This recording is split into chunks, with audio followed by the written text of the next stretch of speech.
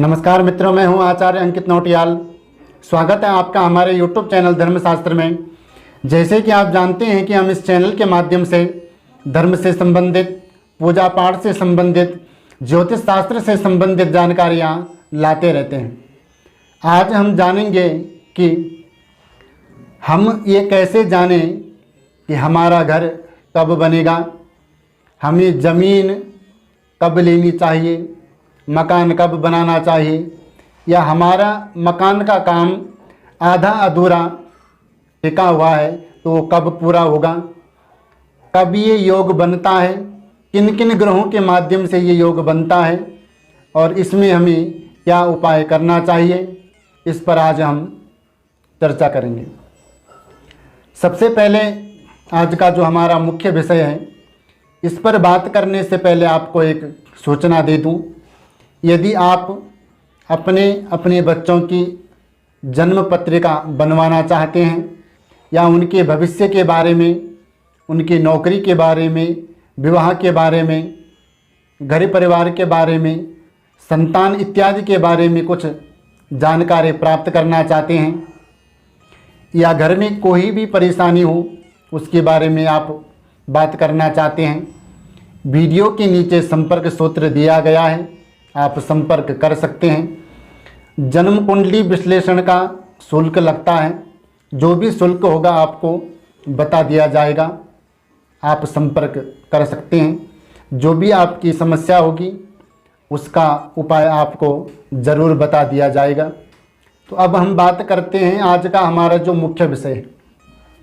कई लोगों ने कॉल के माध्यम से ये बात पूछी है, कई लोग SMS करके बात पूछते हैं कि हमारा मकान कब बनेगा, हमारे मकान के योग चल रहे हैं या नहीं चल रहे हैं।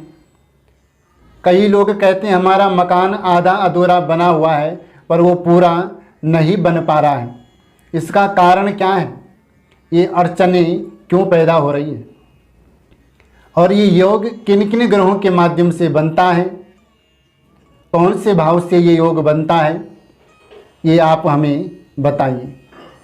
तो हमने सोचा कि एक दो को जानकारी देने से अच्छा है कि इस पर एक वीडियो ही बनाया दिया जाए, जो कि आप सब लोगों के लिए ये जानकारी सुलभ रहेगी। आप अपने आप भी अपनी जन्म कुंडली में ये योग देख सकते हैं। किस प्रकार देखें, हमने यहाँ पर कर्क लग्न 4 अंक लिखा है, 4 अंक होता है कर्क राशि, तो हमने यहाँ पर कर्क लग्न लिखा है।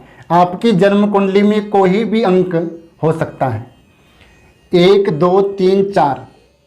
चौथा भाव जो होता है वो सुख का होता है, भूमि भवन का होता है, मकान इत्यादि का होता है, और भी कई चीज़ों का होता है, पर यहाँ पर हम मकान भूमि इत्यादि की बात कर रहे हैं।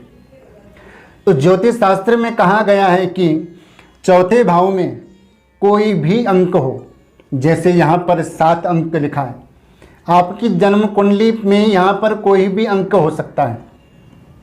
तो यदि यहाँ पर 4 अंक है तो तुला राशि हुई, तुला राशि के स्वामी होते हैं शुक्र।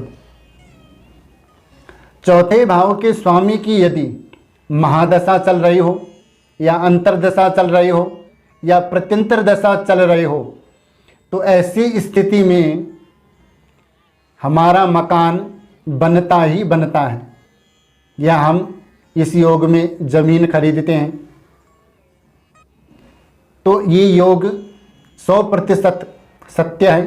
कई जन्म कुंडलियों पर इसका विश्लेषण हम कर चुके हैं, तभी ये योग आपको बताया जा रहा है। ये स्थिति यदि बनती है तो आप समझिए कि आपके ज़मीन लेने के, मकान के योग बन रहे हैं। दूसरा योग किस प्रकार से बनेगा, यदि चौथे भाव पर बृहस्पति और शुक्र की दृष्टि पड़ रही हो और बृहस्पति या शुक्र की महादशा, अंतरदशा, प्रत्यंतर दशा चल रही हो, तो इस स्थिति में भी हमारे मकान के योग बनेंगे ही बनेंगे। इस प्रकार से दृष्टि पड़ेगी, शुक्र की 7वीं दृष्टि चौथे भाव पर पड़ रही है, 1 2 3 4 5 6 7, 7वीं दृष्टि पड़ रही है शुक्र की। बृहस्पति की भी 7वीं दृष्टि पड़ रही है, 1 2 3 4 5 6 7। इस प्रकार से यदि दृष्टि पड़ती है बृहस्पति की और शुक्र की, तो आप समझिए कि हमारे मकान के योग, भूमि भवन के योग चल रहे हैं। मान लो कि चौथे भाव में आपका कोई भी अंक हो, यहाँ पर शुक्र है, तुला राशि है, तुला राशि के स्वामी शुक्र, शुक्र की महादशा चली गई और फिर भी आपका मकान, भूमि भवन आपको प्राप्त नहीं हुआ, तो जब इसकी अंतर्दशा प्रत्यंतर दशा आएगी तब आपको भूमि भवन जरूर देगा। यदि हमारी शुक्र की महादशा चल रही है या बृहस्पति की दृष्टि पड़ रही है और बृहस्पति की महादशा अंतर्दशा प्रत्यंतर दशा चल रही है और मकान का काम या तो आधा अधूरा रुका है, या तो ज़मीन हम नहीं ले पा रहे हैं, या ज़मीन है पर मकान नहीं बना पा रहे हैं, तो ऐसी स्थिति में किसी विद्वान ज्योतिषाचार्य से अपनी जन्म कुंडली का विश्लेषण करवाएं। ये देखें कि ये योग चल रहे हैं, पर ऐसी कौन सी स्थिति है, ऐसे कौन से ग्रह हैं जो ये इस काम को पूरा नहीं होने दे रहे हैं। यदि आपकी जन्म कुंडली में कोई अशुभ योग बन रहा है, कोई ग्रह नीच का है, या आपकी जन्म कुंडली में काल सर्पयोग दोष, पितृदोष इत्यादि यदि बन रहे हैं तो उनका आप उपाय करें। और यदि ऐसा कुछ भी कुयोग आपकी जन्म कुंडली में नहीं है तो चौथे भाव के जो स्वामी हैं उनकी आप आराधना करें, उनकी बीज मंत्रों का आप जाप करवाएं किसी ब्राह्मण देवता से, और खुद भी उनका आप जाप करें, तो आपको अवश्य ही लाभ की प्राप्ति होगी, अवश्य ही आपको सफलता उसमें मिलेगी। क्योंकि बिना पूजा पाठ किए कुछ भी नहीं होता है। इसलिए आप अपने आप करें, तब आपको पता चलेगा कि पूजा पाठ करने से हमारे काम किस प्रकार से सफल होते हैं। तो ये योग आप अपनी जन्म कुंडली में ज़रूर देखें। यदि आपको ज्योतिष की जानकारी नहीं है तो आप किसी विद्वान ब्राह्मण से अपनी जन्म कुंडली का विश्लेषण ज़रूर करवाएं। ये योग उन लोगों के लिए हैं जो सनातन धर्म ज्योतिष शास्त्र पर विश्वास करते हैं। आजकल कई ज्योतिषाचार्य ऐसे हो गए, कई यूट्यूब के माध्यम से लोगों को लूट रहे हैं।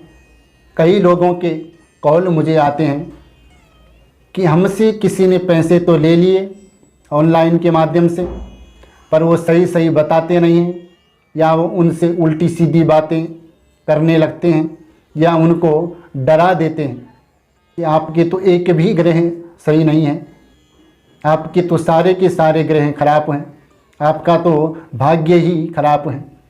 तो इन अफवाहों से बचें, किसी अच्छे जानकार विद्वान ब्राह्मण से अपनी जन्म कुंडली का विश्लेषण करवाएं, और तब ही जाके आप कोई उपाय करें तो आपको लाभ प्राप्त जरूर होगा। कई बार क्या होता है कि ना तो हमारी जन्म कुंडली में कोई कुयोग होता है, ना पितृदोष होता है, ना प्रेत दोष होता है, फिर भी समस्या पैदा होती है। क्यों होती है? एक तो प्रारब्ध हमको भुगतना पड़ता है, दूसरा कि आजकल एक दूसरे के दुश्मन ज़्यादा हो गए और वो लोग जा कर के किसी तांत्रिक, मौलवी, बाबाओं इत्यादि से एक दूसरे पे तंत्र क्रिया करवा देते हैं, जिसकी वजह से हमारा व्यवसाय, हमारा स्वास्थ्य, हमारा पैसा, हमारा मकान, भूमि इत्यादि हम कुछ भी नहीं प्राप्त कर पाते हैं। जो होता भी है वो भी सब हमारी बर्बादी की कगार पर आ जाता है। तो इसलिए आप इन चीज़ों से बचें, भगवान की आराधना करें। जिस प्रकार से मैंने ये योग आपको बताया उस प्रकार से आप इस योग को अपनी जन्म कुंडली में देखें, जो उपाय बताए हैं वो आप करें। तो आज के लिए इतना ही। मुझे विश्वास है कि हमारे द्वारा दी गई जानकारी आपको ज़रूर पसंद आई होगी। हमारे द्वारा दी गई जानकारी आपको पसंद आए तो हमारे चैनल को सब्सक्राइब करें, वीडियो को लाइक करें, ज़्यादा से ज़्यादा वीडियो को शेयर करें ताकि सभी तक ये जानकारी पहुंच सके। मिलते हैं एक नए योग के साथ, तब तक के लिए जय जय श्री राधे श्याम।